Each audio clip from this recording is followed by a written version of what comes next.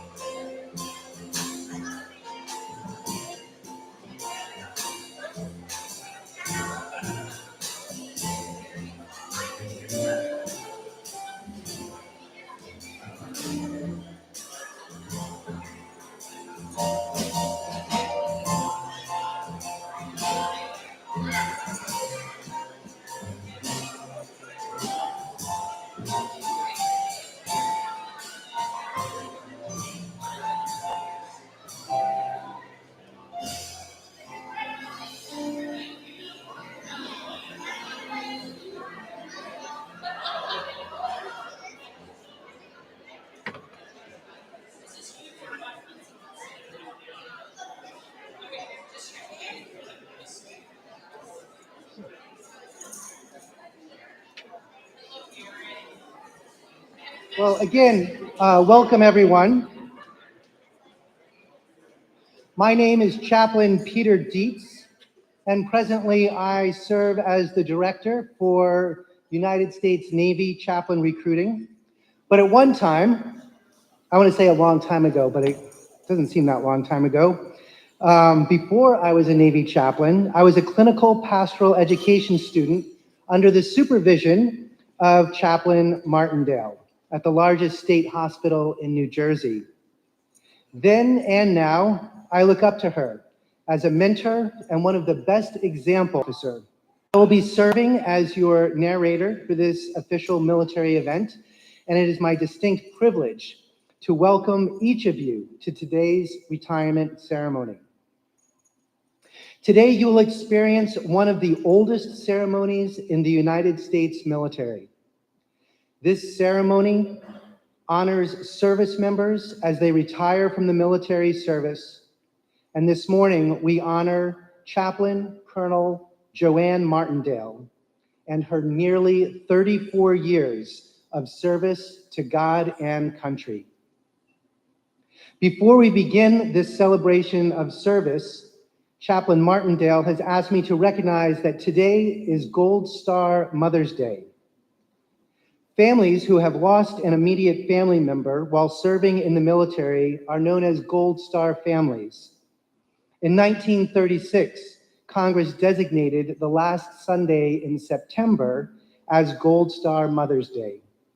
Our president has written the following: "Today we join Gold Star families in their grief and express our gratitude. Gratitude to our fallen heroes, gratitude for the sacrifices of the families left behind, and gratitude to the brave souls who continue to uphold the flame of liberty across our country and around the world. Because of them, our country stands today."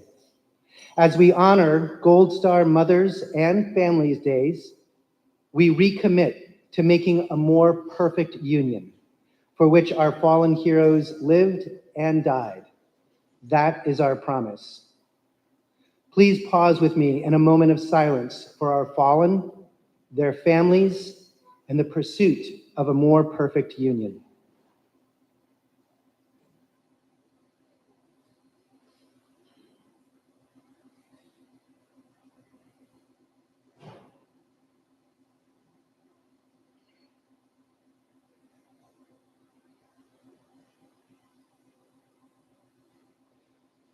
Thank you. I believe this ceremony will reflect the epitome of a person who heeded the call of our country's leaders to support our nation's families who grieve and support those who have served and continue to fight and defend our values and freedoms. The host for this morning's ceremony is Major General Lisa Howe, Director of Osteopathic Medicine, who is the Director of the Office of the Joint Surgeon General, National Guard Bureau. Please rise and remain standing as the official party enters the room.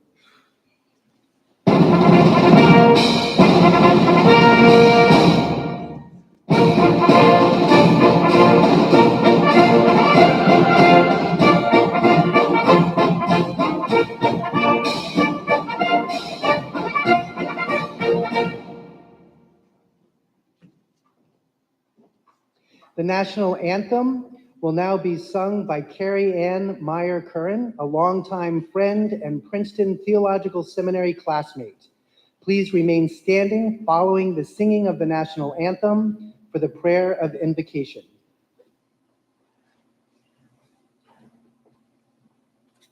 Say, can you see by the dawn's early light what so proudly we hailed at the twilight's last gleaming, whose broad stripes and bright stars through the perilous fight o'er the ramparts we watched were so gallantly streaming, and the rockets ringing,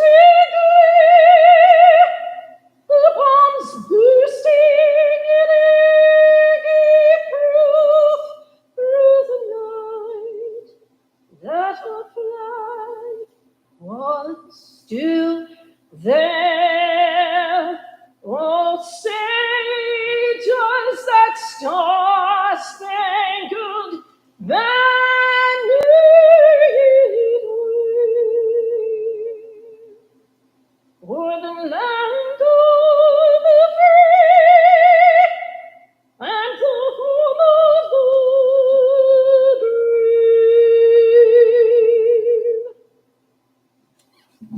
brave? Thank you. The invocation will now be given by the Reverend Beverly Brewster.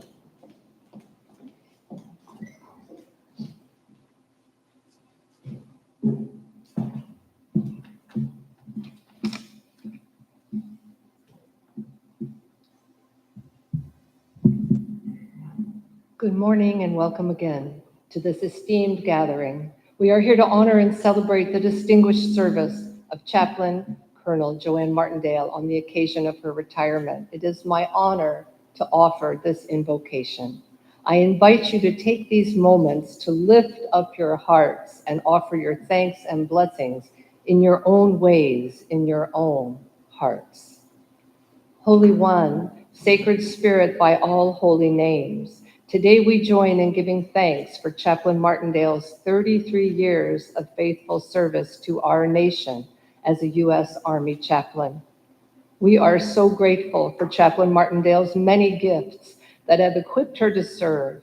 We are thankful that she answered the call to serve our nation in the Chaplain Corps, and we are thankful for her sustained presence, her ministry, her mission, as she has served with spiritual fitness and compassion, showing forth your love with dignity and respect for all. We are grateful for the decades of sacrificial service which she and her family have given to those who have served our nation and their families. We are grateful for her courage, as she has accompanied so many through the hardest of times, bringing healing and hope into darkness. Please bless our gathering this morning. Fill us all with respect, reverence, optimism, gratitude, love, and hope. Please deeply bless Chaplain Martindale and her family this day and every day going forward as she enters this new chapter in her sacred journey. Amen. Ladies and gentlemen, please take your seats.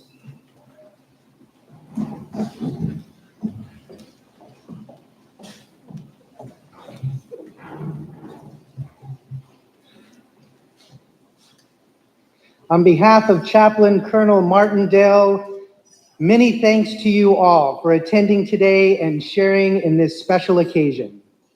Joining Chaplain Martindale today are her sons, Ryan Martindale George, Quinn Lockhart, and his wife Kathleen, and Joanne's 9-month-old granddaughter, Skylar Quinn. Chaplain Martindale is also joined today by extended family, both on the Bone and Martindale sides, as well as dear friends from near and far.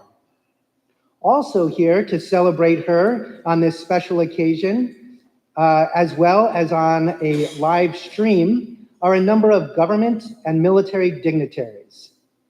Thank you for joining us this morning from all over the world, especially to our special friends joining us from Afghanistan, Iraq, Djibouti, and Germany.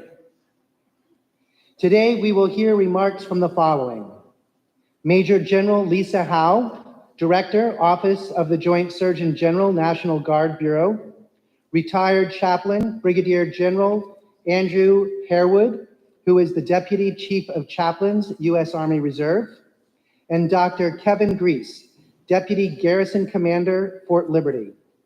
Delivering a son's tribute today will be Chaplain Martindale's son, Ryan Martindale George. At this time, it is my pleasure to introduce the host for today's ceremony, Major General Lisa J. Howe.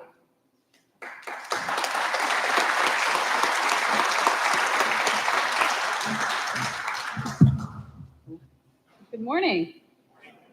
Can you hear me okay? Okay, great. Senior leaders, distinguished guests, service members, veterans, and of course, family and friends. And special welcome to Colonel Martindale's family, Ryan, Quinn, Kathleen, Skylar, and all the rest of the Bone and Martindale families, and Brother Bob, too. But what a beautiful day to celebrate such a momentous occasion. Chaplain, Dr. Colonel Joanne Martindale's more than 33 years of faithful service to the United States Army, culminating as a colonel, operating as a military strategic engagement officer for Chief of Chaplains for the Army Reserve, while working full-time as the Chief of Chaplains for the VA in Northern California. You know, in my last position, I hosted many events for New Jersey National Guard soldiers and airmen.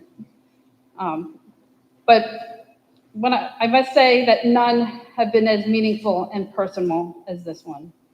And when Joanne had asked me to host this special occasion, I was speechless and truly honored. I'm truly honored to be here with all of you today so we can honor our dear friend Joanne. Chaplain Martindale has had an extremely successful career, and just to give you some perspective, about 6% of the American population have ever served in the United States military, and less than 1% currently serve. In the active Army, typically less than 5% of officers make it to the rank of colonel. And of those colonels, only 14% are female, and many less so are chaplains. So even just by the numbers, you can see how amazingly successful Joanne has been.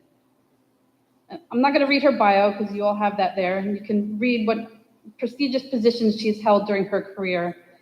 But I would like to underscore how she used those positions to impact so many lives, including mine. Just look around and see among you how many of you are here just for her. and many of you coming from very far distances. So we're truly grateful. You're here to thank her for her advice, her counseling, her love, the comfort or solace, or just a lending ear that she so selflessly gave every one of us. To honor her for her more than 30 years of dedicated and selfless service. Your being here demonstrates how much Joanne has positively touched so many lives. I once read an article by a retired colonel who talked about what it means to be of that rank. And I just wanted to point out a few things that he mentioned. Colonels serve as the bridge between the highest level executives in the military, the generals, whose guidance she must translate to all those subordinate to her. And she must give guidance and mentorship to shape the careers of those who follow. Yet colonels need to also practice humble leadership, to be able to listen and to be approachable. Next month, I'll hit my 30th year of service, and in those 30 years, I have worked with so many amazing people, but few have really hit those benchmarks of the rank of colonel. Joanne is without a doubt a true leader and mentor, but she is also so much more than that. Her compassion, her empathy, and giving to so many. I saw how soldiers sought her out when they needed her, when we were in garrison, back stateside, but especially during our combat tour to Iraq in 2005. Chaplain Martindale was the rock for everyone. Whenever and wherever she was needed, she was there. But she not only provided spiritual care for the soldiers and contractors and anybody who came her way, but also for the Iraqi people. During our deployment with the New Jersey Army National Guard, I befriended another surgeon who introduced me to a civil affairs team from another division, the 3rd Infantry Division, that wasn't actually directly affiliated with ours, which was the 42nd Infantry Division.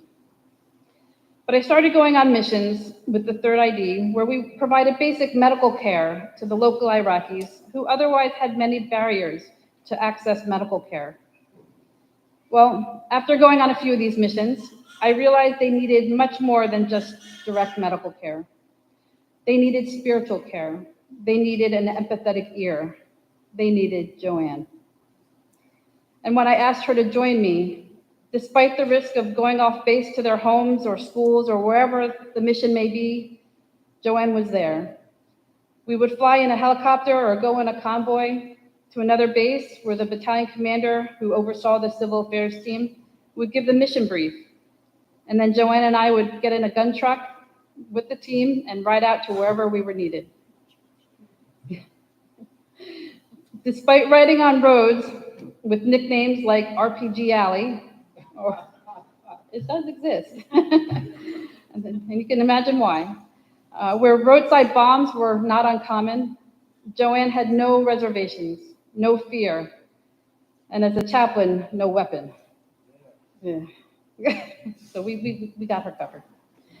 She was or is not just a chaplain, but an exceptional leader who inspired others to be better and to do the right thing for the mission. And during those missions, I remember seeing her from across the room and the joy and comfort she brought to the local people, especially the children. It just filled my heart. I'd see her smile, and I'd see the children smile. And I think there's actually a picture on the board from one of those missions. And when she spoke to the women, I'd see them laughing. I'm not sure what the translator was actually translating. Maybe she was telling a joke or something, but I'm sure it was quite a highlight for them. And what she brought to them was invaluable, and I'm sure something they will always remember. So Joanne, Chaplain, Colonel, Dr. Martindale, through your chaplaincy and your leadership, you have certainly set a new benchmark for Army chaplains. You have left an indelible mark on the future leadership of the United States Army, and I am so honored to have served with you, and even more honored to call you my friend. I wish to thank you for your service and commitment to the New Jersey Army National Guard and the United States Army Reserve, and we cannot forget to thank your family, because we can't do what we do without the support of your family. Yeah.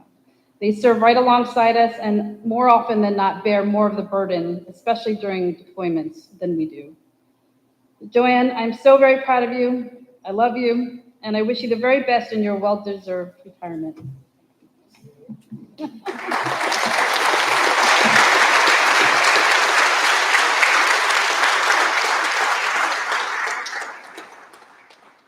Thank you, Major General Howe.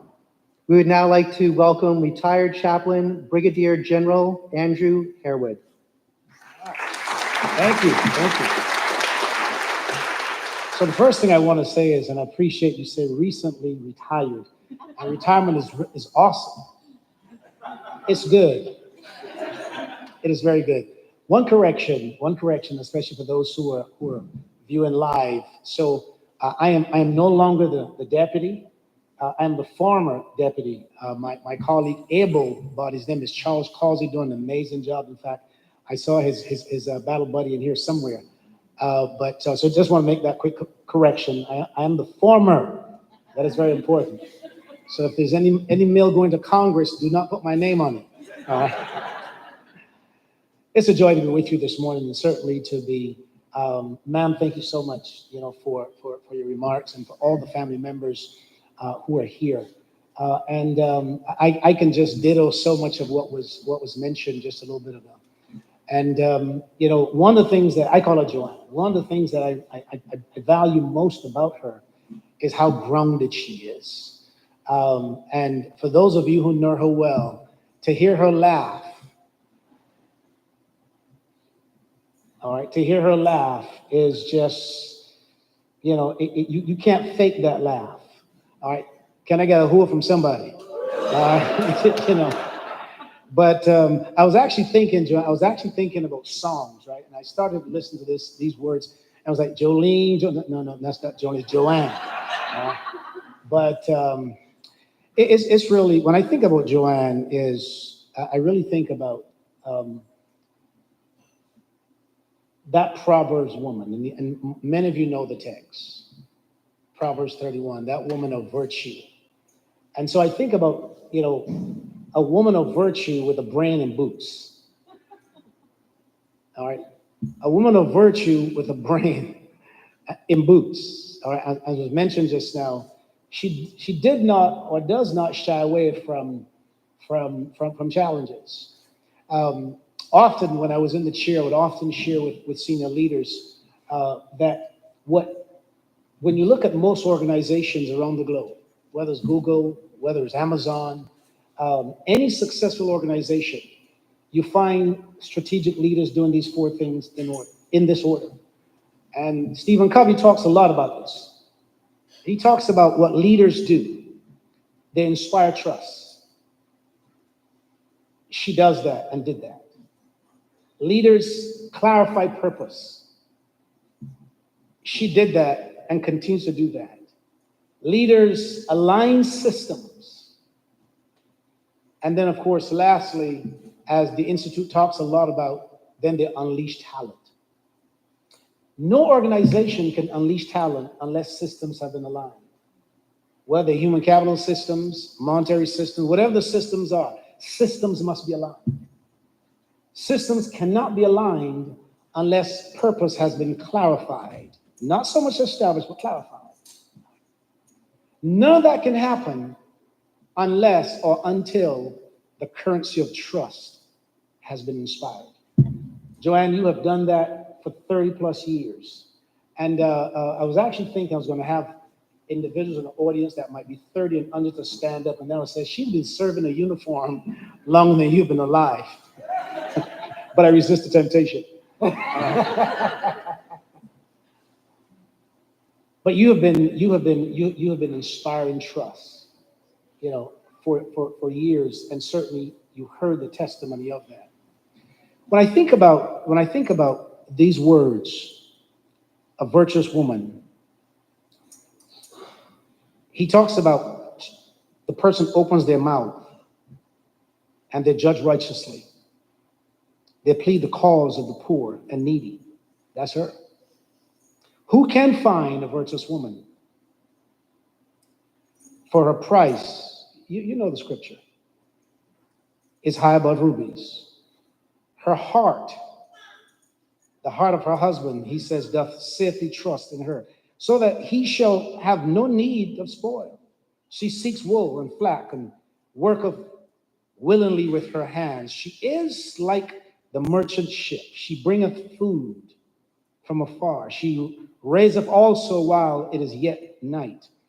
And she giveth meat to her husband and a portion of her maidens. She's careful about mercy and justice. That's Joanne. She considered for field and then she buys it. That's investment. It is with fruits of her hands that she planteth a vineyard. This is scripture. And she travels the globe and takes lots of pictures and puts them on Facebook as evidence. She guideth her loins with strength, he says, and strengthens her arms. She perceiveth that her merchandise is good. She gathers things at night. She laid her hands to the spindle, and her hands have hold that stability. She stretches out her hands to the poor, to the needy, to disenfranchised. Just like when the prophet Micah essentially asked, what is required of you as a servant leader? Not just chaplains, but the response came back to do three things: to do justly, to love mercy, and to walk humbly before God. And for 33 years, she has done that with a level of extremely high integrity. She reaches forth her hands to the needy, as I just mentioned. She's not afraid of the snow, although she lives in California. She maketh herself coverings of tapestry. Her clothing is silk and purple. She openeth her mouth with wisdom. Ask her CPE students. She looketh well to the ways of her household. This scripture is Joanne Martindale. And it's easy to actually say words of accolade to someone who have really lived the life and will leave a legacy that is lasting and eternal. Sometimes it is difficult to do these for people that you just are happy to see them leave. Somebody got it. But we're going to be sorry to see you go. I'm going to miss you.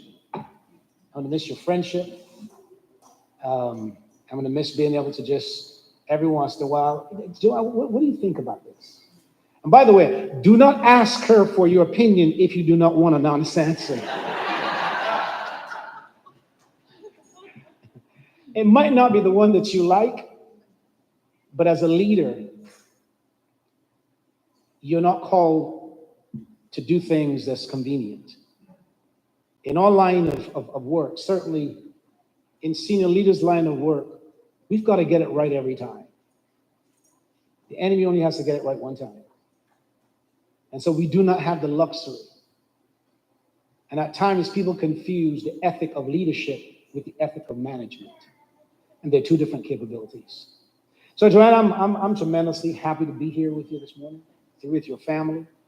And there's a lot more I can say, but they don't want to hear it. They want to see you retired. And I know you too.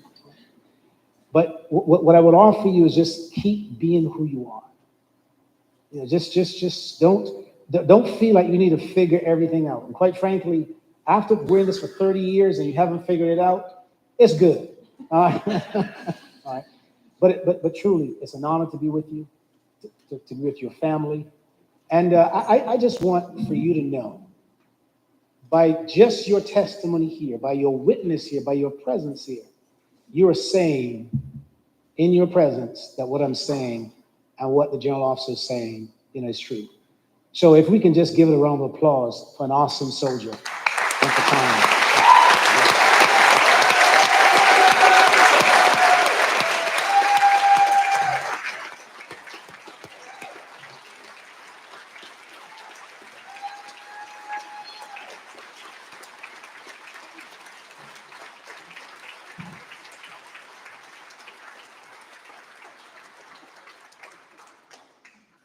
Thank you, Brigadier General Harewood, retired, former deputy.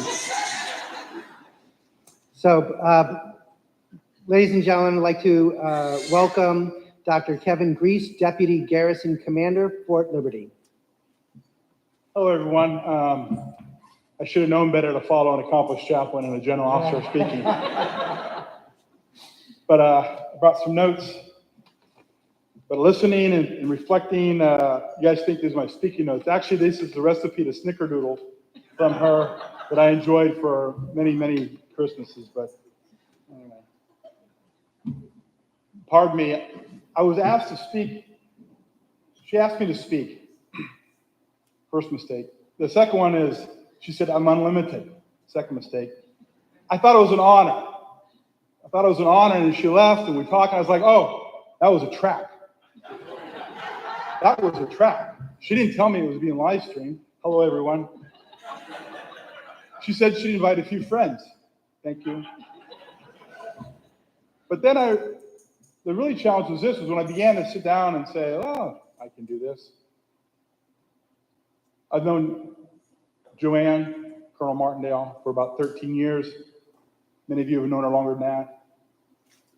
But I realized what she was asking me to, when I was describing her military service, chaplain service, they are intertwined. They are not necessarily apart from each other. She was asking me to capture the Niagara Falls in a shot glass. So first thing I did is I asked for a bigger glass. She said no. So, pardon me as I go through this. I'm just a guy, not an accomplished speaker. I have some things I would like to share with you.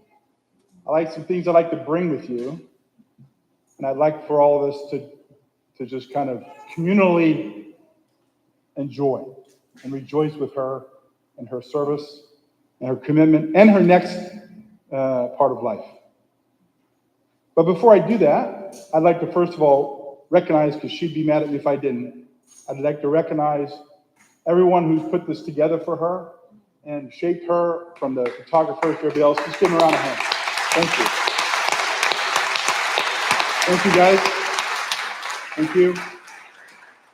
What a great venue, right? So when I open up the book of Joanne, pastoral reference. As I open up the book of Joanne, I try to look at some commonalities as I begin to pick certain stories out. The commonalities is, it begins with her faith. The second part, the preamble of this book, is then it's the love of her children. The third part is love of people. Then the story begins. So it was interesting because General mentioned that you guys would get in things like gun trucks. I mean, who gets up in the morning and says, hey, I'll take the ride on the gun truck through RPG Alley? That's what I do. Some people do. They do because because they're serving. In the military, it's common. People that serve a lifelong in the military, it's because they have a calling. It's because there's something inside of them that says, I must do this in order to be me. That calling can be lots of things. But when you're trained in the military, you're given lots of tools. You're given a weapon. Chaplains aren't necessarily given that one. They're given a bigger weapon. They're given the Bible and they're given other things. The faith. Those bigger weapons. But what you mentioned was gunfire. So in the military, you're trained, the police officer, fire, all the people, you're trained to move toward the sound of gunfire, make contact with the enemy, and defeat them. And do not release contact until they are defeated, because the consequence of that is too great. Her gunfire is not the gunfire that we would think when you hear the term. Her gunfire is a threat to our soul, to our mental being. When the enemy on the field is whatever it may be, grief, devil, the enemy, it could be whatever, but they are bringing to each of us, our own soul, the sound of gunfire. It could be a divorce. It could be a fight. It could be the loss of a loved one. It could be a deployment. The gunfire that resonates in our spirit can take many, many forms. The people that run toward gunfire, they do it for a calling. That's Joanne. Some people do it and it takes part of their soul away. Some people stay grounded. Some people have the gift. The book of Joanne is about gifts where Joanne, in that fight, can bring things to others. And she maintains stability. So I want to share some stories with you. A couple stories are light, because I think that every one of you have a story about Joanne. If I said, hey, you got to come up here, here's your shot glass, you'd at least have one story to put in it. I have a couple stories. I'd like you to hear the stories. I'd like you not to think about my story. I'd like to think about your story. One of the greatest things that Joanne likes to do is to bring people together. And today you were here together. One of the greatest events was she brought me into her house for Thanksgiving. This is not a story. This is a food story. Her house was like literally the size of this stage. She got like 35 people in there. I have no idea. I don't know how you do it. But I still remember the communal spirit is the joy she had of just those people being together, talking to each other. She would stand in the corner and watch everybody else talking, and she would take joy from that.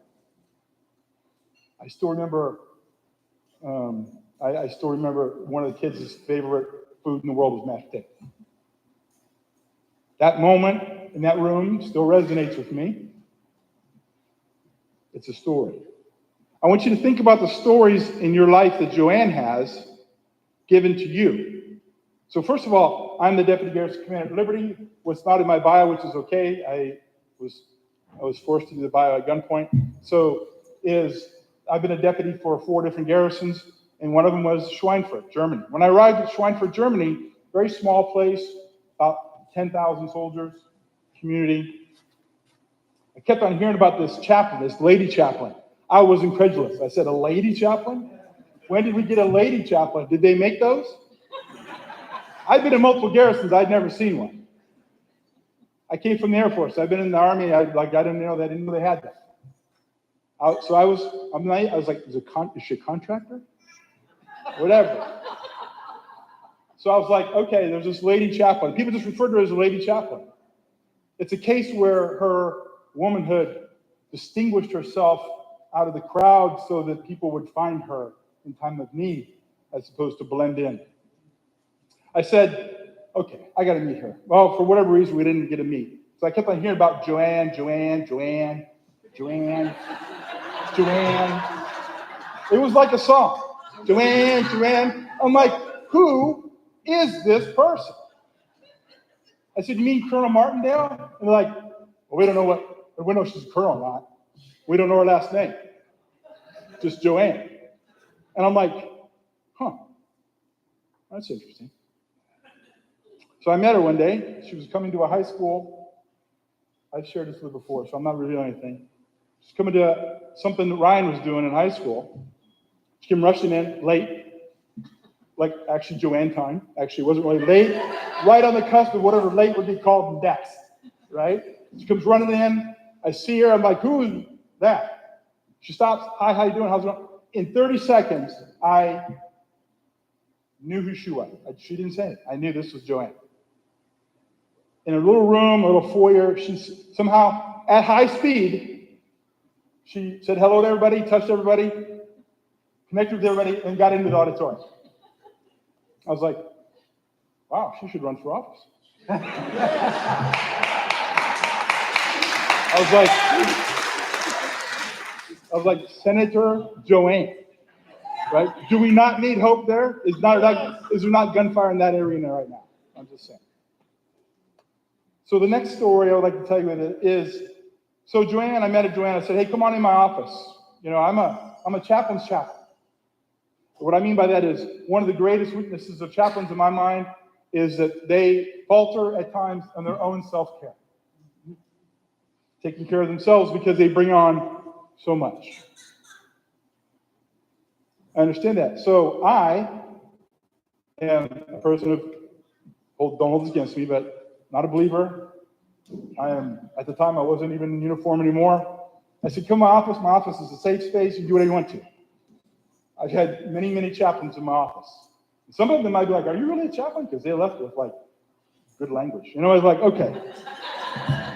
But I was safe. I didn't say anything to them. They didn't say anything to me. I didn't judge. I just wanted to give them a space. I told each one, I could sit behind my computer. You can sit in the corner. I had this little, nice little chair. Just do your thing. So surprisingly, she shows up a couple weeks later. Now understand that in the headquarters command group, this chaplain showing up is not a good thing. All right? There's drama. There's drama. So the chaplain comes in. I need to talk to the deputy. They're like, the deputy? Right? Because I wasn't known for having chaplains in the office. She comes in, closes the door. They're all whispering, oh my God, what's up? Who's in trouble? This happens a couple times. It became regular. But after a while, there'd be laughter behind this door. There'd be laughing, raised voices, laughter, because she was helping me meet my gunfire, and I was trying to help her meet hers. Because at the end of everything, Joanne is Joanne as a person, not only a chaplain and not only a military officer. She is a human and a person and is subject to the same gunfire as everybody else. The fact that her faith and her love of other people get her through that gives me strength and gives those around you strength. You probably have your own story, how you met her and how your relationship with her began. Third story I have, I told you a little longer than you thought. Third story I have is one of the duties that I have as a command group is that when soldiers die, for whatever reason, I go to the memorial and I represent the command of the memorial so that there's an official Army presence, but also because that's a member of my community. I'd seen this done many, many times. Unfortunately, when they're overseas, it's kind of perfunctory because sometimes the family doesn't come. They can't come because of their means or because of other things, or there is no family. The Army or the service is the person's family. So I was sitting down, and I've gone through these things, and you get a bio and stuff. But Joanne gets up. Joanne, not to my knowledge, to nobody's knowledge, without any pressure, Joanne had called this soldier's mother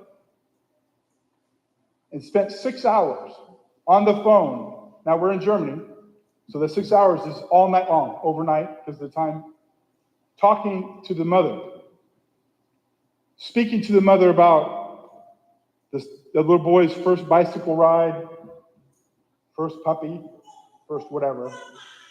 And when she delivered the memorial, she delivered it, it was as if, not as if, because by the time she was, a member of the family in the room with the soldier. There was nobody, even the soldiers that didn't know that soldier, that did not leave feeling as if they knew that person. That's not normal. It's not common. I don't want to judge. Besides, they can't send me any emails because my name's harder to spell. So, in that moment, I knew that the community itself had been blessed with a person that takes that much attention to detail. I can't help but think that that mother took just as much solace in that simple conversation of 6 hours with a person she didn't know that was taking care of her son far, far away. Do any of you know a story where she brought that to other people and she didn't have to? Would have been easier to sleep tonight. Again, these are all running sequels in the book of Joanne. Fourth story is a little heavier. And I just want you to understand where I'm coming from. And I know there's children in the room, and I'm not going to be graphic right down. This isn't one of those things. But I just want to let you know, I hate to end on things that are heavy, but I cannot wrap up my thoughts of her and everything without her service to war. War, the ugliest endeavor of humankind. First of all, the war that was brought to us on 9/11. She was at ground zero. and the war that we brought other places. She entered the battlefield chasing gunfire, not of the kind that I told you, of people that were scared, terrified soldiers. Many times she was with them in their last breaths. But she tells a story. She told a story to me because, not bragging, it was a different context about how spiritual support was needed downrange. She was holding office hours at base camp. She came out to take a break, and there was a line of soldiers waiting in the heat. I think Afghanistan average temperature was like 70, 75, or 175, I'm not quite sure, right? This line extended for a while, and it was hours long, and the soldiers were waiting. And soldiers will stay in line for chow. Soldiers stay in line for a lot of things, but soldiers don't stay in line for a lot of stuff they're not ordered to stay in line for. And they were in line for hours and hours and hours. She dismissed them. She said, "Hey, please, it's going to take a while. It's going to be a long time." He said, "Well, wait. We'll wait." I can think of no other person that if I was in that situation and I was spending my last breath, or I wanted to wait for something, it would be to meet her, to take the energy that she gives, give her a little bit of mine if I had any to give. So, as I end here, I know, you're like, so I want to share this. There are thousands of people that could not be here today that she would have loved to invite. There are thousands of family members that will never know that she helped their loved one in the time of the moment when they were most needed help. So retirement is a couple things. I've been through one. It's fun. The number one thing, and we're a little light here, but I got to tell you this, all of you know this to be true, that most people when they retire, they're like, "Oh, I'm leaving this." Joanne was like, "Yes, white space on my calendar, book the travel agency, we're rolling." Say it ain't so. Y'all know it's true. If I got her planner right now, it would already be filled in. I'm telling you. Ryan's like, "Yeah, I've seen the planner." That's okay. It's because she deserves it. So my only last thing is I just want to give some thanks. I'm going to take the liberty of extending thanks on behalf of all those people who couldn't be here today and the people that are here but may not be able to have the moment like you've given me the honor of having with a shot glass of description. Thank you.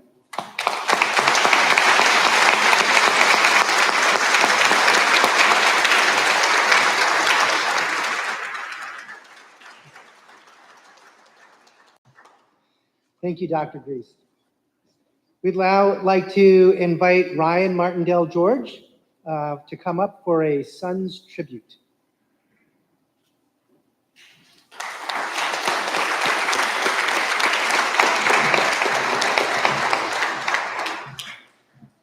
Thank you, everybody. And that is a hard act to follow from all of you. I am not a, proficient speaker, but I was told, "Oh, basically, you're her son, so it's okay." So hopefully you all will give me a pass. I will speak from the heart and do my best. So I want to just thank everyone for coming.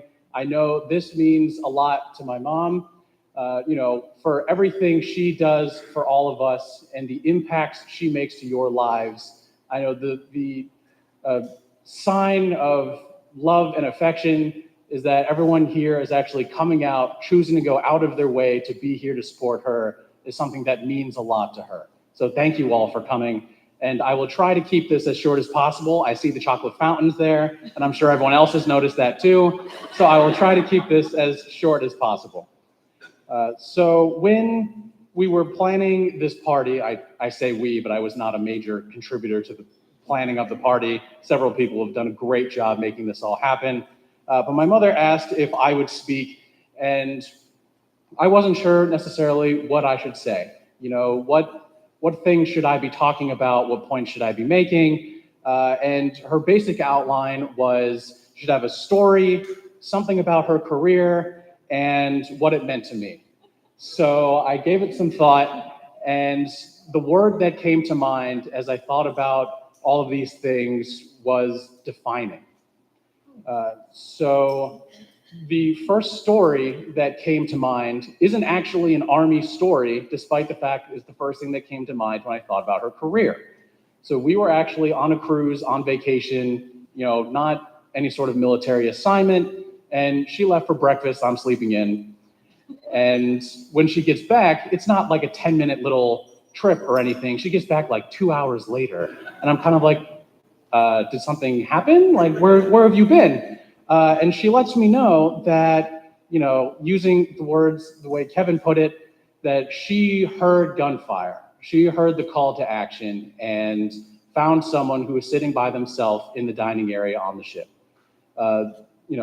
She walked over, talked to him, and 2 hours go by, right? So what happened was he had experienced some hardship, and she just heard the call and went to go help him, not an official assignment or anything of the sort. And as, he was finished kind of offloading everything going on with him, he realized, like, I don't actually know who you are. You just kind of walked over and started talking to me. And it's like, oh, are you a psychologist or something? And she's like, no, I am an Army chaplain. And it's just, of course you are. Like, that makes total sense. But part of what I remember from that story is how she introduces herself, right? So she has had many jobs over the years, all minister or chaplain related. But when meeting new people, the first thing she says is, I am an Army chaplain. And so just kind of thinking about that, and I have plenty of stories, some of my own stories, hearing some of her stories and her experiences. And when, I've asked her, and as she reflects on the, tales of her ministry, the stories that first spring to mind are all military related.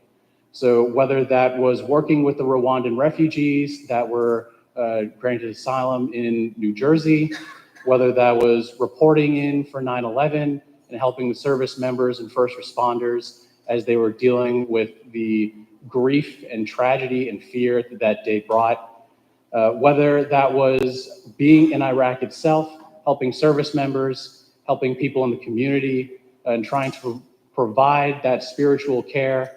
And of course, last but not least, Germany and some of the wonderful times and experiences we had there as well. And also thinking about her career, it's not just some of the places she has been, but the people she has helped, those she has mentored. I remember hearing a story about how, I guess, a new program that, want to make sure people know that there are female chaplains, and we want to provide support and mentorship for those just coming up so that they can learn from our experiences, those at the colonel level. And the way my mother told it was that people wanted her specifically. Not that there was anything wrong with any of the other chaplains on that list, all fabulous people, but it was funny that one of her superior officers, I don't remember who, it was like, oh, why, the ratios of how many people are with each officer is supposed to be split evenly, and somehow over half of the population are asking for Chaplain Martindale to be their mentor. So she must have been doing something right. Maybe she bribed everybody, not sure, but just, yeah, I'm sure it's the chocolate fountain. But just the fact that she's the type of person who draws people to her and wants to try and bring out the best in everyone she meets. And clearly she does that based on the number of people in this room who have gone out of their way to be. So some of her, and then what the Army and her career how it has impacted myself. So I would also say that her being in the Army has defined me. And it has brought about some of the best times in my life and also some of the hardest. When she was gone in Iraq to a country that at the time I couldn't even spell, those were hard times, but I understood enough to recognize, okay, this is something she has to do. And while she would love to be here, with myself and with Quinn, also recognizing that, okay, she hears the call and there are people who need her despite, more than just the two of us. And so trying to be strong for her and not give her reason to worry while she has her own worries downrange. At the same time, the Army has also provided some of the greatest times in my life, getting to be in Germany and, populating Facebook with travel pictures while we're just getting to be there and help serve, but also explore the world. And how the Army has defined me specifically is I learned of a phrase called a third culture kid, particularly while I was in Germany. For those that don't know, it basically means a child who was raised in a culture different from either of their parents, a totally new culture. And so being in Germany gave me a new culture during my high school years and expanded my horizons. Also, not being able to give a simple answer to the question, oh, where are you from? That is now just a permanent part of my life. Do you want the simple answer or do you want a list of everywhere we've moved and traveled over the years? But being an Army brat and my mom's experience in the Army specifically has made me adaptive, being able to roll with the changes, recognizing that nothing's official unless it's signed in paperwork, but particularly being empathetic to the hardships that others face. So having a big heart, recognizing when people are struggling, and being open and accepting, being the kind of person who's just there for them without judgment. And I learned that particularly from her and just the experiences and exposure she has had to people who are going through hardship due to their time in the military or things they might have experienced. And finally, I would say due to her service, I also have my own need to serve, not necessarily in a military capacity, but the call to hear the gunfire and go forth, find when people are facing difficulty, and try to be someone who does something about it. And yes, I assume that is partially due to her service with the military. In conclusion, despite the fact that this defining chapter of her life is coming to an end, we all know it will always be a part of her, and not just because of the pension. As I look out at all of you, it is clear to me that the connections she has fostered and the impacts she has made will carry on beyond her time with the Army. Mom, I know it has not always been easy, but thank you for being the type of person to go out of your way to help others. Thank you for your service, and I love you.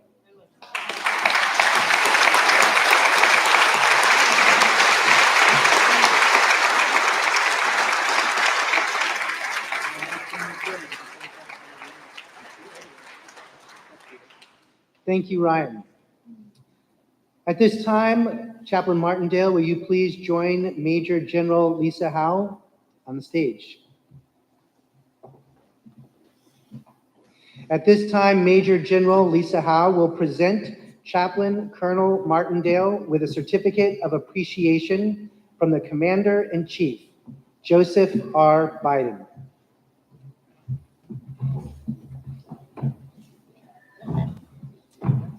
The certificate reads, I extend my personal gratitude and the sincere appreciation of a grateful nation to you for your patriotic service to our country.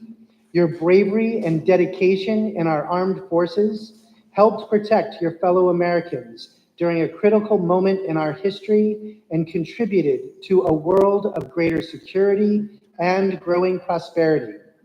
Your devotion to duty, honor, and country, in keeping with the long traditions of the finest military in the world, embodied by the American ideal of selfless service, our nation owes you an incredible debt. Your commitment and the example you set will inspire future generations to serve with pride and to keep our country secure. You represent the best of our nation, and I join our fellow Americans in saluting your honorable service. I wish you happiness and success in your next chapter. Signed, Joseph R. Biden, Jr., President of the United States.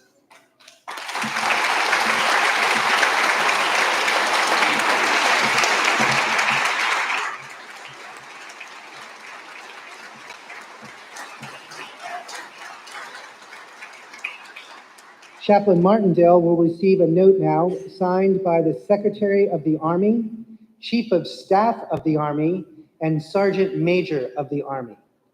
It reads, Dear Colonel Joanne S. Martindale, thank you to you and your family for your many years of dedicated service and commitment to our nation. Only 17% of all soldiers who join the Army persevere until retirement. Please accept our congratulations for reaching this personal milestone. As you transition to the next chapter of your life, you will represent the Army in your community and may be the only connection to the military many people ever have. Our challenge to you is to inspire. Inspire those with whom you interact to serve or support. Most of all, tell your Army story. What led you to serve and the positive impact the Army had on you? In this box, we present you with the United States flag. The flag is a symbol of your commitment to the Army and your nation. Once a soldier, always a soldier for life.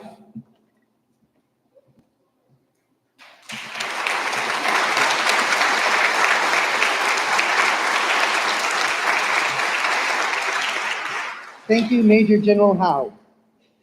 We will now invite retired Chaplain Brigadier General Harewood on behalf of Chaplain Major General William Green to present Chaplain Martindale with her Certificate of Appreciation from the Chief of Chaplains.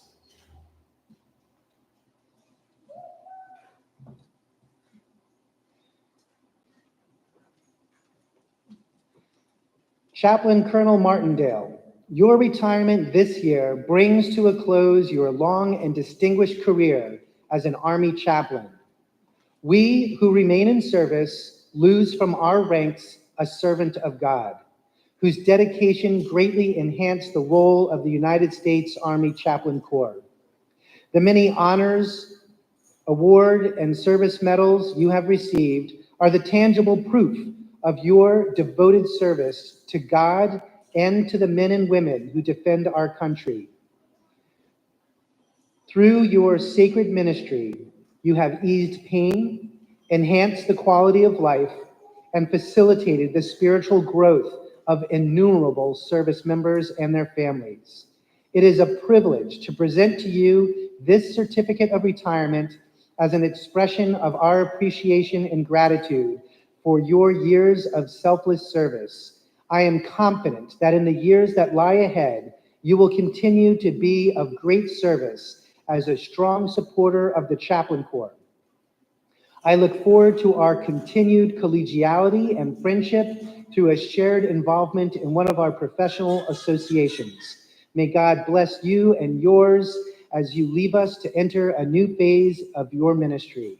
Sincerely, William Green, Jr., Chaplain, Major General, United States Army, Chief of Chaplains.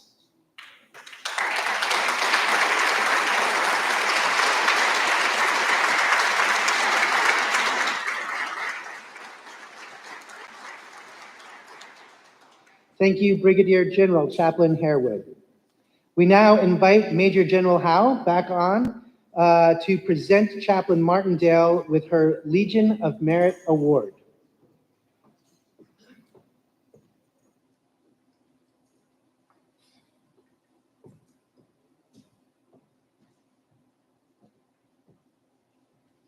Please stand. Attention to orders. This is to certify that the President of the United States of America, authorized by an act of Congress on 20 July 1942, has awarded the Legion of Merit to Chaplain Colonel Joanne S. Martindale, Office of the Chief of Chaplains, for exceptionally meritorious service over a 33-year career, culminating as the Strategic Action Officer, Recruiting and Accessions Division, Office of the Chief of Chaplains. Chaplain Martindale's superior leadership and steadfast determination contributed immeasurably to the Chaplain Corps and the United States Army. Her exemplary performance of duties at home and abroad during peacetime and war demonstrated the very best of military and religious professionalism.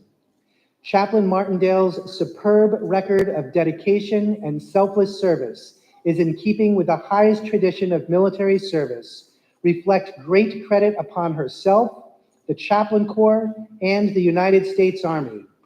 By order of the Second Chaplain, Major General William Green, Jr., United States Army Chief of Chaplains.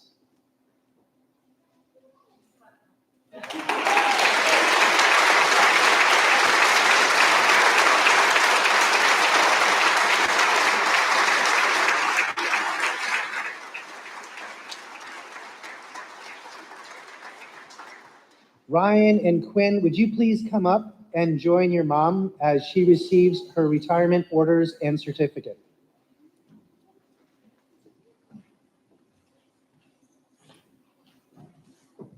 Please remain standing for the reading of the retirement orders.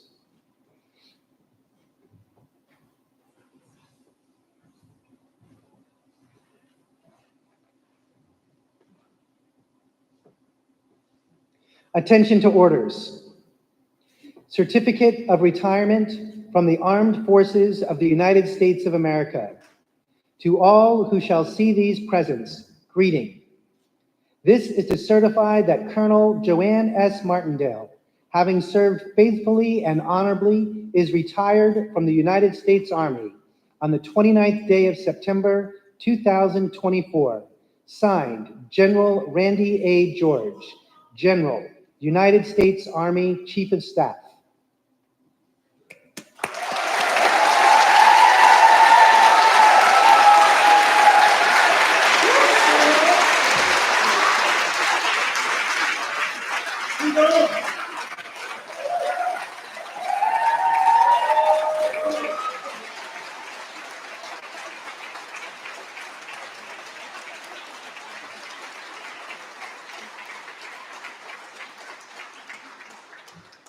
All right,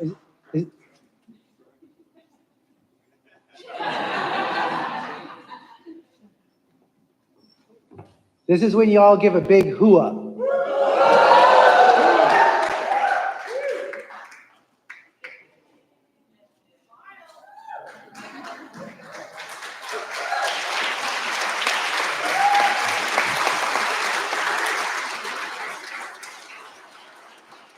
You may be seated. It is now my pleasure to introduce Chaplain Colonel Joanne Martindale, United States Army, retired.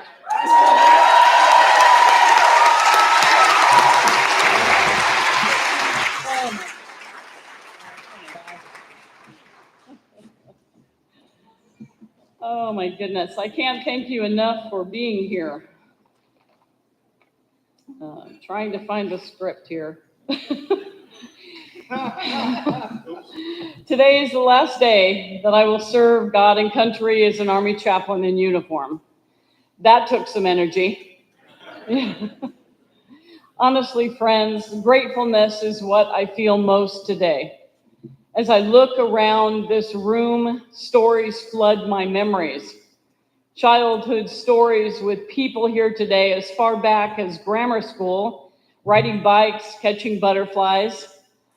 Family memories with my sons traveling with Quinn to Japan and with Ryan around the world.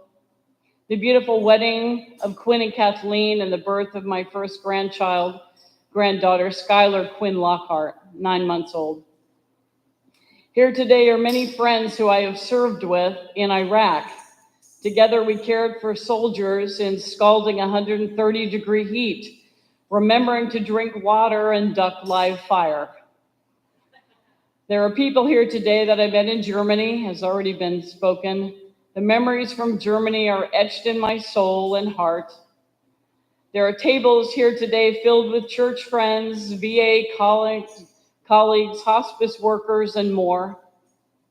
I can't thank you all enough for being here today, for getting plane tickets, hotels, rental cars, and most of all, for taking the time to celebrate a milestone alongside me. When I was promoted to colonel 9 years ago, I said in that speech, it takes a village to raise a colonel. Well, it sure does. Thank you for being my village, my friends, and my family. One of the things about military service, well, maybe about getting old in general, is all the friends you meet along the way. And of course, family who keep you grounded and loved throughout your life. As my son Ryan said in his speech, I often introduce myself as an Army chaplain, although that ends today. As I thought about the reason for that, it occurred to me that my military service has pushed me to my limits. Service in the Army demanded that I reach into myself, draw on my relationship with God, and pull out the very best for others, often and beyond difficult circumstances. The Army Chaplain Directive is nurture the living, care for the wounded, and honor the dead. When I came into the Army in 1990 during Desert Storm and Shield, I went to Walter Reed Hospital and assisted casualties who were coming home from war with no limbs, defeated and needing to heal. They had to adapt to life all while feeling less than whole. I learned from them that wholeness comes from soul and faith and support and trust and attitude. In 1996, during the genocide in Rwanda, I learned from the female refugees while listening to their unspeakable trauma as their counselor that you can rebuild, get help, and become more whole. I watched women who had lost everything rebuild and love again. On September 11th, 2001, chaplains and religious affairs specialists from New Jersey and New York walked the ash-filled streets and dumps to provide spiritual care to workers, firefighters, and military personnel. During this ministry, I learned about the importance of community and how the country during trauma banded together during their grief. In 2004 and 2005, my New Jersey National Guard unit was deployed to federal service in Iraq. The order said for 545 days to include training and deployment. But it was there that I felt heartbreak from leaving my sons, Quinn and Ryan, who were 9 and 10 at the time. Although their father and stepmother did a wonderful job with them, it still took a profound toll on my heart and soul.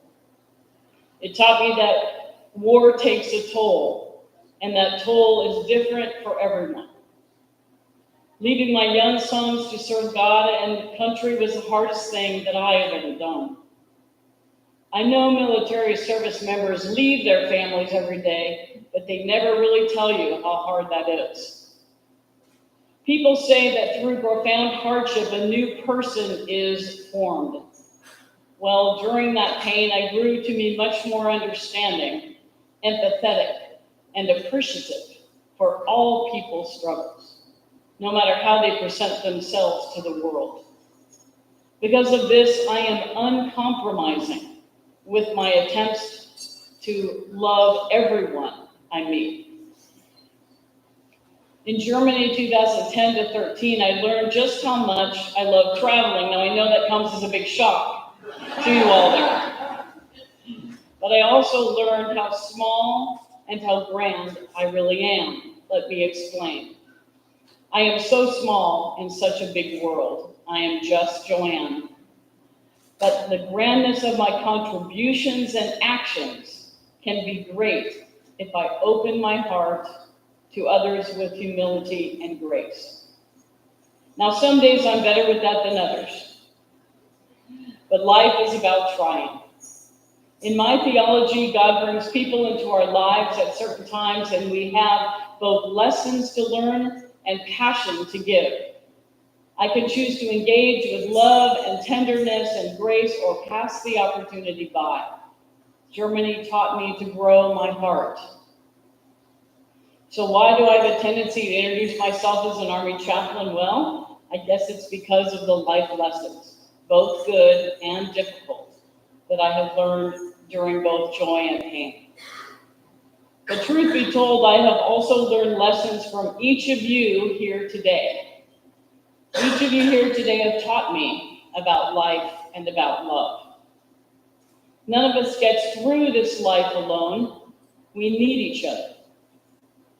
I have needed you, and you all have been here for me, and I am truly grateful.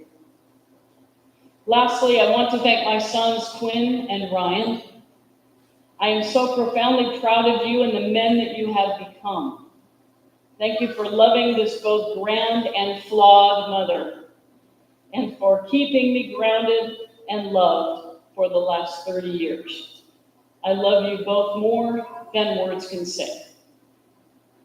Thank you for being here today, everyone.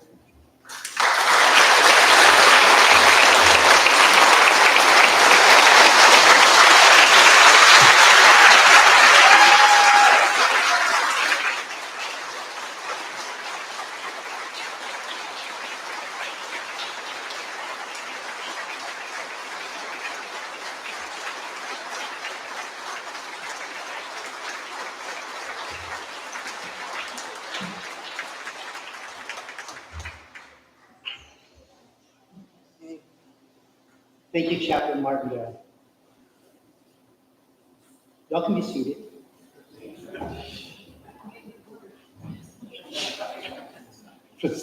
Power. At this time, will the Old Glory team please take their places?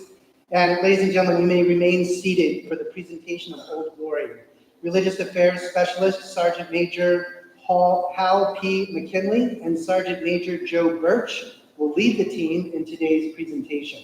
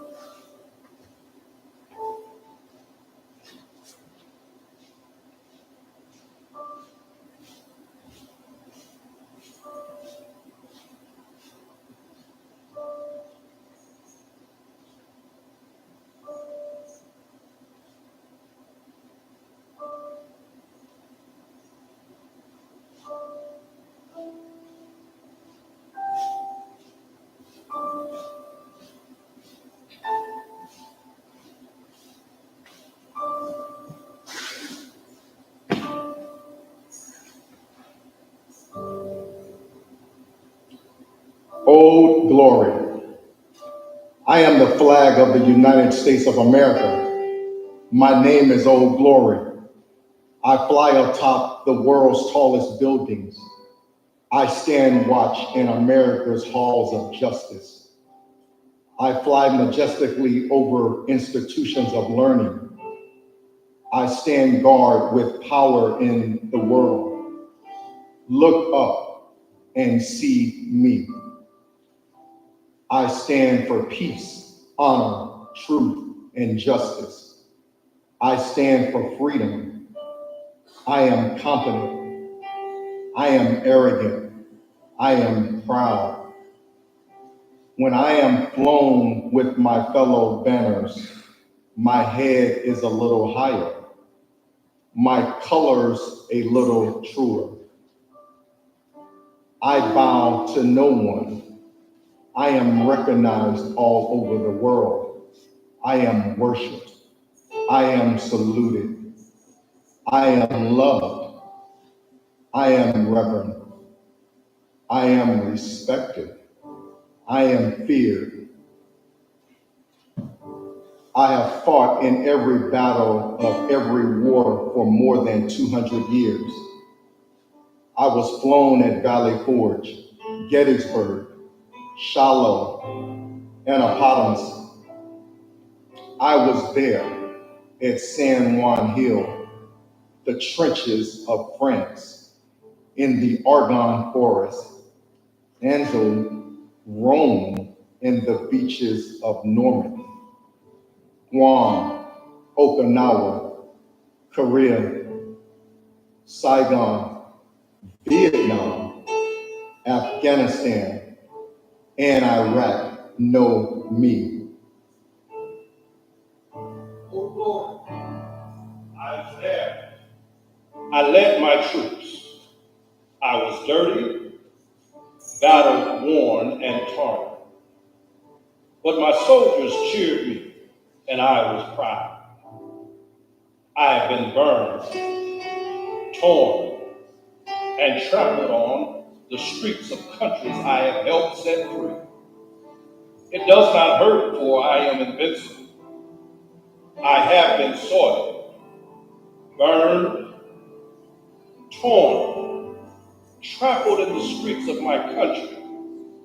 And when it is done by those whom I serve in battle, it hurts. But I shall overcome, for I am strong. I have slipped the bonds of earth and stood watch over the uncharted frontiers of space from my vantage point on the moon. I have borne silent witness to all of America's finest hours. But my finest hours are yet to come, when I am torn into strips and used as bandages for my wounded comrades on the battlefield. When I am flown at half-mast to honor my soldier. Or when I lie in the trembling arms of a grieving parent at the grave of their fallen son or daughter. I am proud. I am the flag of the United States of America. Oh, glory.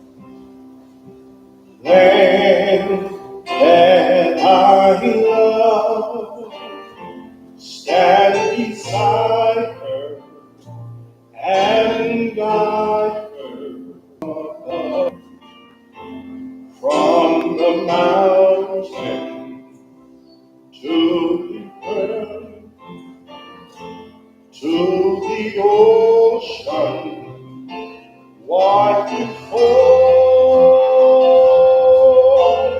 God bless America, my home, sweet home. God bless America, my home, sweet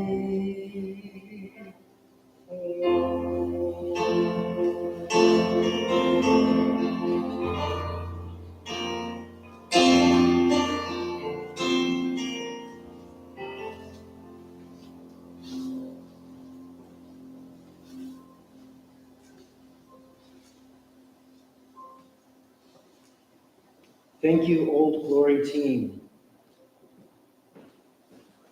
As Chaplain Martindale is passing out some special presentations and flags, the ones that she gave to her sons were specifically engraved, and it reads this: Son of a veteran, this flag is presented to a true American hero in recognition for your support and sacrifice in the cause of freedom. Your sacrifice of being a child of the U.S. Army and the time you sacrificed with your mom for her service to our country can never be repaid. Thank you for your sacrifice. Chaplain Martindale will present flowers and coins to her family members.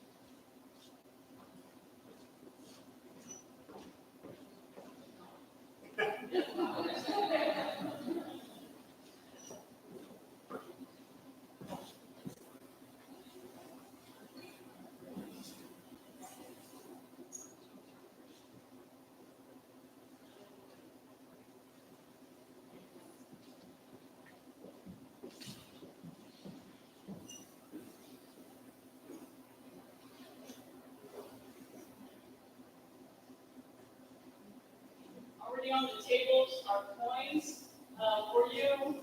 Appreciate you. Did you get your coins, kids? No? Okay, well, you got it. Okay, that's great. I appreciate all of you so very much. Thank you. Again.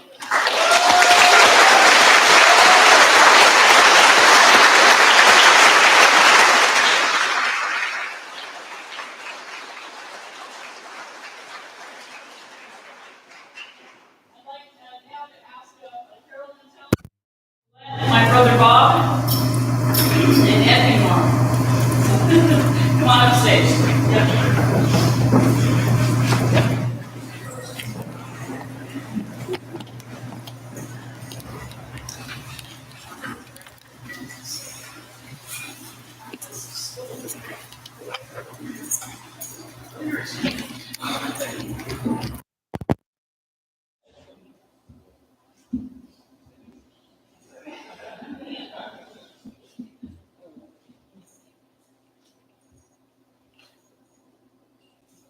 This is called the stole commissioning. I want to take a moment to reflect on the powerful symbol shared across many faiths, the stole. Throughout history, garments like the stole have signified spiritual leadership and service, and the responsibility of guiding others. While we often see it in Christian clergy, the concept of sacred garments spans many traditions. The stole originated from Roman horarium, worn by officials to symbolize duty. It was later adapted by Christian clergy, but similar garments appeared in other faiths as well. In Judaism, the tallit reminds the wearer of their connection to God and the commandments. In Buddhism, simple robes reflect renunciation and spiritual discipline. In Hinduism, the Agavastra symbolizes respect and devotion. Even in Islam, garments like the kandura reflect modesty and humility. Across all these traditions, sacred garments represent an inner commitment to spiritual leadership. There are times, especially in military life, when we cannot wear a stole, whether in combat zones or hospitals or remote outposts, but the calling remains. The stole is a reminder of a truth we carry to call, lead, serve, and care for other people. Whether we wear the stole or not, the responsibility stays with us. It's not the garment that makes us chaplains, but our commitment to serve with compassion, humility, and grace. I'd now like to invite Carolyn Talmadge, Anthony Morrow. They're already up here. I'm going to do that. You were supposed to come up then. I forgot that. I want to take a moment to recognize the many people in this room who have dedicated themselves to service, both seen and unseen. Each of you plays a vital role in the care and well-being of those around you. And I want to honor that today. The stories of and about people in this very room could fill volumes, if not books, but entire libraries on what competent and caring people listening to the calling of their heart look like, regardless of how loud, chaotic, or traumatic the world can get. First, I ask at this time for all those who serve in ministry, whether as chaplains or pastors or priests or rabbis or imams or spiritual leaders of any faith, could you please stand at this time? Thank you.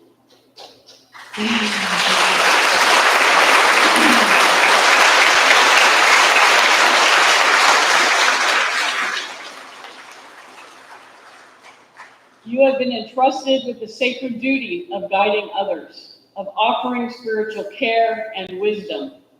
You are the ones who are called upon in the darkest of moments to bring light and hope and peace. Please know how deeply your work is appreciated, how essential it is to the fabric of our communities. Thank you for walking this path, for answering the call, and for the sacrifices that you make to be present for other people. I would now like to begin the passing of the stole as you remain standing. First to Carolyn Talmadge.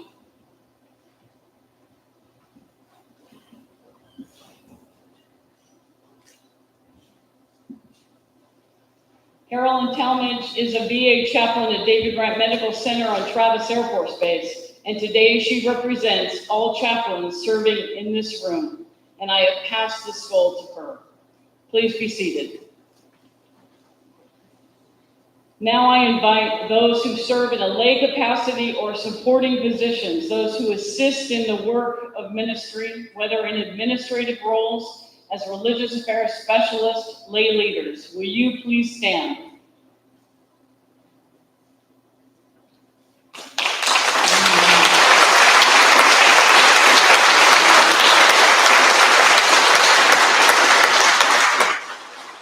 You are the backbone of this work. You made it possible for chaplains and ministers to do what they do, offering support and care, and came in ways that sometimes come unnoticed. Your work was crucial, and without you, we could not serve as we do. Thank you for your dedication and service. Anthony Morrow is a retired religious affairs specialist, and he represents all those who serve or have served in a supporting role. Anthony was my chaplain assistant at Ground Zero, in Iraq at Forward Operating Base Speicher, and in Schweinfurt, Germany. I would now ask Carolyn to pass the stole to him.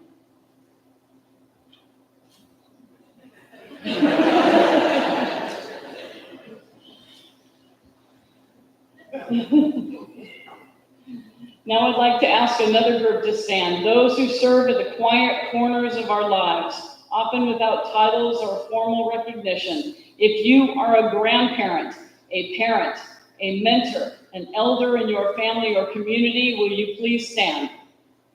That should be a lot of you. You are the ones that held us together.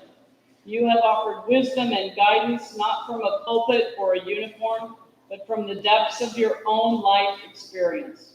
Your support and love have been the foundation upon which many of us have built our lives and our service.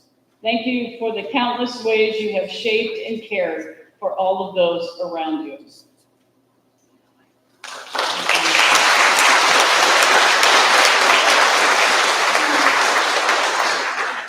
Robert Martindale is my brother. Today he represents all family elders and those who could not be here today, like our brother Bill. Bob is an accomplished physician and professor of surgery at the medical branch for OHSU in Portland, Oregon. Anthony now passes the stole to my brother, Robert Martindale.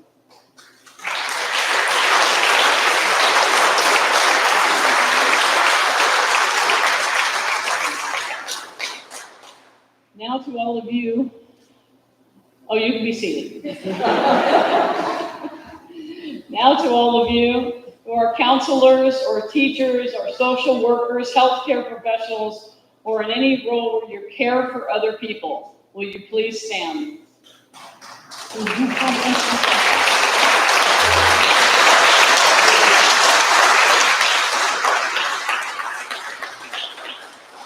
You are the quiet shepherds, the healers, the listeners. You carry the burdens of others on your shoulders, often without recognition or thanks, yet your work is sacred.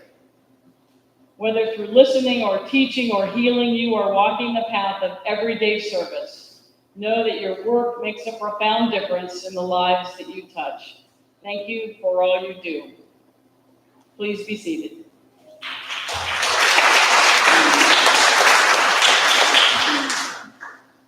Colette De La Torre is a hospice nurse manager providing loving care to the dying. She stands in today for all healthcare workers and those who care for others. My brother Bob passes the stole to Colette.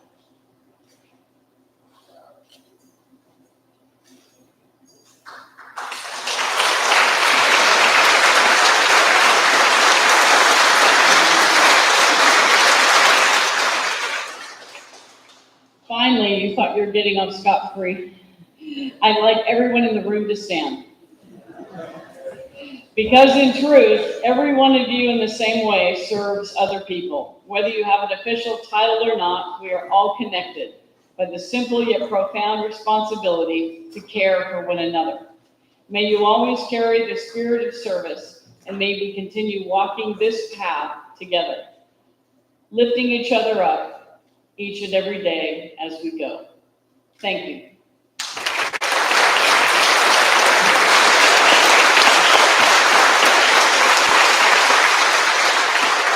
You may be seated.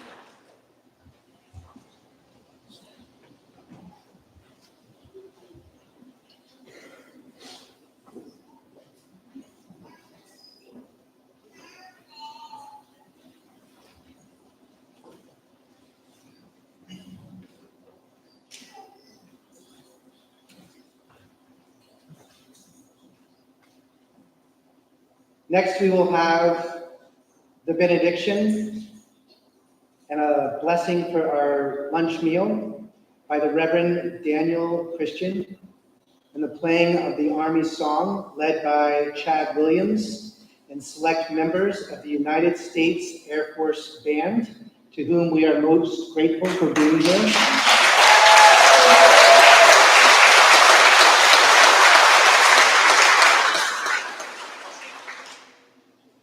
The words to the Army Song can be found in the program, And for those of you who are in the Army, you better belt it out because the Air Force and the Navy are listening. There are also a lot of civilians here today that want to hear it.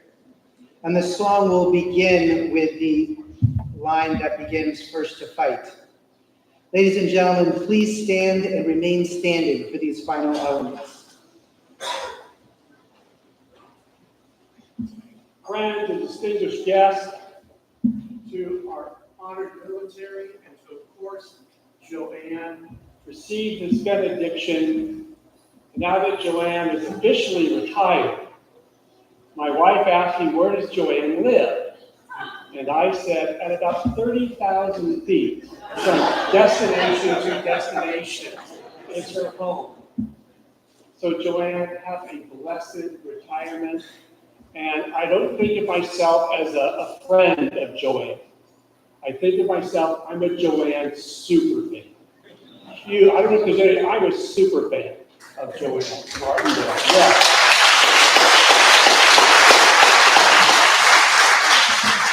So let us praise God. Thank you for this food, for that chocolate fountain, for this beautiful environment that we can be in this room, to be a witness to all that we have watched today unfold in the reverence and the glory, the service of chaplains in the military, the service of Joanne.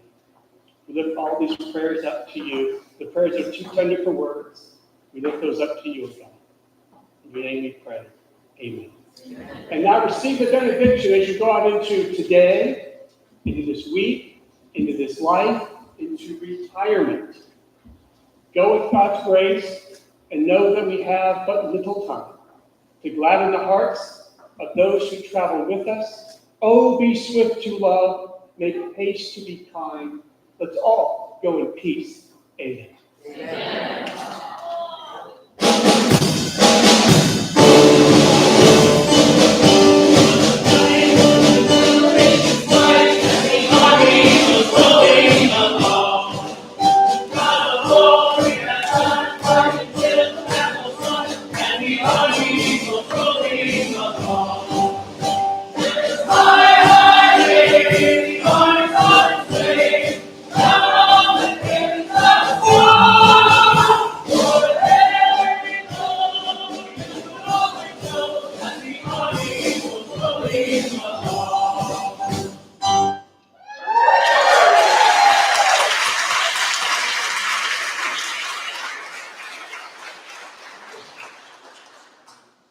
Ladies and gentlemen, did you have something?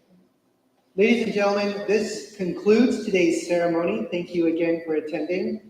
Chaplain Martindale asked me to be in my summer whites, and as an example of her thoughtfulness, she included a white chocolate fountain.